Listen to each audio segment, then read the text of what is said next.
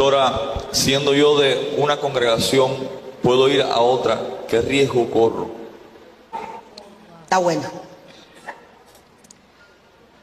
Voy a usar para empezar una frase de mi esposo. Él dice: la oveja gorda no brinca la cerca.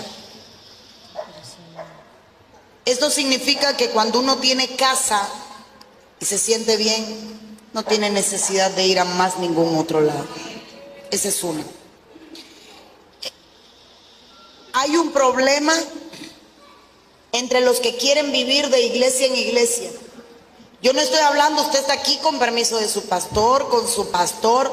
Es diferente cuando usted va a un evento 3 días a que cuando usted el lunes está en una iglesia, el viernes está en otra, el sábado está en otra, o en su ciudad, donde quiera que se mueva un gato, ahí cae usted.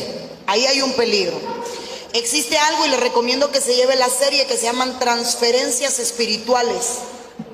Cada predicador está transfiriendo lo que tiene, dando lo que tiene.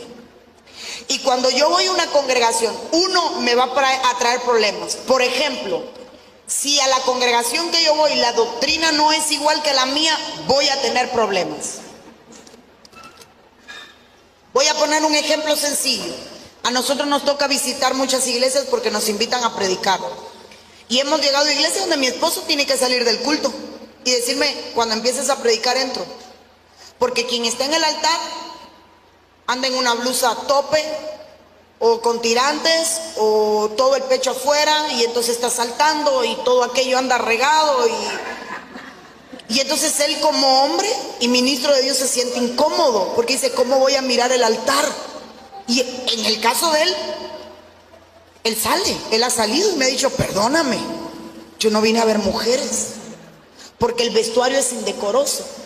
Entonces todo depende de cómo esté tu espíritu, porque en el mío es orar por misericordia. Pero el que tiene la carne un poquito floja, voy a aquella iglesia porque allí hay jóvenes, porque allí me puedo casar, porque allí puedo pescar, porque allí la música es más agradable. Y aquí habría que definirse. Ir un día a un lugar no está mal, siempre que usted cuente con su autoridad, con su cobertura. Mire, padre o pastor, como usted le llame, o lo que sea, me invitaron, ¿qué usted cree? Porque hay cosas que domina la cabeza que no domina el cuerpo. Por ejemplo, cuando usted es padre y tiene hijos, su hijo le dice: papi, déjame jugar con el niño del frente, déjame ir a la casa del niño. Y el niño no tiene problema, pero el papá sí. Y entonces usted dice: no, yo no quiero que vayas a esa casa. Pero usted no le puede decir al niño: es que el papá es un alcohólico y yo no confío porque vive solo en la casa y te puede entrar y te puede trancar y te puede hacer tal cosa. Usted sencillamente, ¿qué le dice al hijo? No.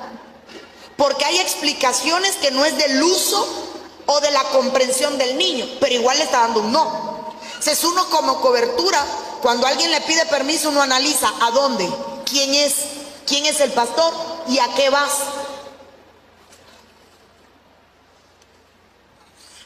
Entre paréntesis, si a mí me pidieron permiso: pastora, ¿puedo ir a un concierto?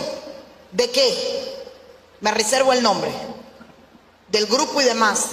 Le senté y le dije: ¿va a haber prédica? No, es solo un concierto que no sé qué. Por eso te digo que no vayas. Pero pastora, un joven, te voy a explicar el por qué. Vas a gritar, vas a sudar, vas a chillar, pero no vas a ser ministrado ni enseñado. Vas a alimentarle el ego a los 3 cantanticos que están ahí. La alabanza nunca salvó a nadie en la Biblia. De hecho, Jesús liberó, sanó y nunca tuvo una buena alabanza. No tuvo ninguna. Es más, Saúl tenía a David, Jesús no tenía a nadie. No me imagino a Pedro cantando. Y un ejemplo, y yo no podía decirle que uno de los muchachos que iba a cantar, yo le había ministrado por homosexualismo. Yo no podía decirlo porque había pasado en mi oficina. Y una administración se queda en oficina. Pero ¿y cómo yo le decía? Te va a ministrar un homosexual. A ver si me entiende. Si es que me tocó, no. Pero no, el padre sabe por qué dice no, aunque el hijo no comprenda. Es que mira que voy a tal lado, un pastor, no vayas. ¿Por qué? Porque el que va a predicar tiene problemas, este y este problema, y te vas a meter en problema. Cuando vean que tú estás ahí, te vas a marcar. Entonces, sí hay riesgos con ir a otra iglesia, sí hay riesgo cuando vamos escondidos, sí hay riesgos cuando no se comparte la misma genética, sí hay riesgos cuando no es la misma doctrina. Ahora usted va a una iglesia y le enseñan que los ángeles no tienen alas, o que tienen alas, no, que no tienen alas. Y usted aprendió que los ángeles no tienen alas, y usted llega el domingo a su iglesia y el pastor se para en el altar y dice, porque Dios me mostró un ángel al lado, y usted se sienta al que está de lado. Los ángeles no tienen alas. Después le voy a pasar 3 versículos, porque su alma quiere demostrar que usted tiene, pero sin darse cuenta está dividiendo la iglesia con una verdad, pero está dividiendo la iglesia, porque fue a un lugar, se alimentó y trajo un pan diferente. Cuando la hija de Jacob, Dina, salió de su casa a visitar a las jóvenes de la ciudad, terminó violada. Miremos a Dina como la iglesia. Salió de su casa paterna para ir a visitar a las de otra casa y terminó siendo violada. Ahora, si vemos a Siquem como un espíritu, significa que muchas veces nuestra conciencia, inocencia y doctrina puede ser violada cuando salimos de nuestra casa. Pida permiso, no vayas a espigar otro campo, le dijeron a Ruth, no vayas a espigar, este es tu campo, tienes tu trigo. Y si va a ir, pida permiso, infórmelo y diga el porqué. Aquí yo tengo hermanos que han ido a 15, a bodas, a actividades, pero pasan y piden permiso. Mire, voy a estar tal día, tal lado, ¿usted cree? Dele, vaya, bendición. Pero el día que toque pedir permiso a un lugar que nosotros entendamos que no pueden ir por X o Y motivo, se lo decimos, no. ¿Por qué? Por esto y por esto. Sencillamente. ¿Dónde está Michael? Michael, allá en Media Prade. Ahí andan. Nos invitaron a un evento de jóvenes y le permitimos ir al evento de jóvenes, y al rato estaban aquí. ¿Y ustedes qué hacen aquí? Ya se acabó el culto. Nos fuimos. ¿Pero por qué se fueron, muchachos? No, pastora, no aguantábamos. ¿Por qué? Porque el que es profeta, todo el mundo allí era pastor y profeta y evangelista y apóstol y maestro. Y a nadie le dijeron estás en pecado. Entonces ellos tenían conocimiento y decían, pero aquello era un reguero, todo el mundo era apóstol, todo el mundo era profeta. O sea, vamos a repartir ministerios como si repartir ministerios fueran los huevos por la libreta, todo el mundo le tocan 5. Pues sí, porque aquí usted va con la libreta y le dan 5 huevos. Entonces aquello parecía, trajiste la libreta, vamos a darte 5 huevos, los 5 ministerios. Entonces, a nadie le dijeron a ti te escogió Dios para servir. A nadie le dijeron a ti te dijo el Señor sé mi esclavo por amor. A nadie le dicen tú eres doulos. A nadie le dijeron mira, ¿sabes qué? A ti te llamé a limpiar el baño. ¿Sabes qué? Pero pastora, eso sí existe. Vaya a la Biblia y estudie, porque hubieron gente que lo pusieron, ¿sabe de qué? A cargarle las herramientas al soldado. Voy a limpiarte la espada. Lo mío es solo limpiar la espada y cargarla. De utilero escogían a la gente en la Biblia y era un lugar de honor.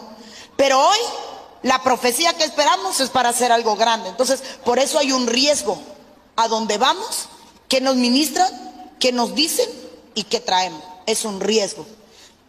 Alguien fue a una iglesia y le dijeron así dice el Señor, tú vas a ser un super gran inmenso evangelista, ha llegado el tiempo, ha llegado tu tiempo. Y cuando viene y me lo comenta le digo, ¿y no le dijiste quién realmente tú eres?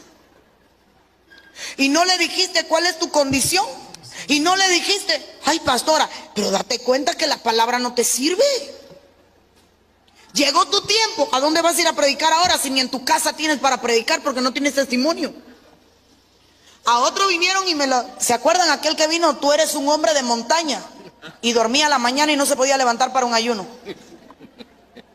Y eres un hombre de montaña y nos vamos. Y era porque el pastor andaba cazando gente. Entonces sí hay un peligro.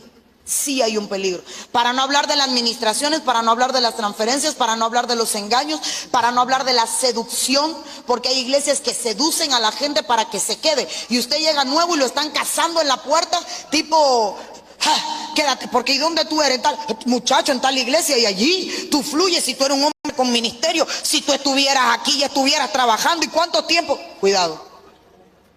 Allí te tienen frenado, te tienen el puesto arriba. Se lo sacan del lugar donde Dios lo quiere. Por eso para mí no hay mejor ejemplo que David, que se aguantó un Saúl como fuera y le fue fiel aún después de la muerte. Y lo reconocía como padre y como ungido. ¿Quién se atreve a tocar al ungido de Jehová? Y le estaba pidiendo la cabeza. 21 lanzas. ¿Quién se atreve? Si ese es el mío.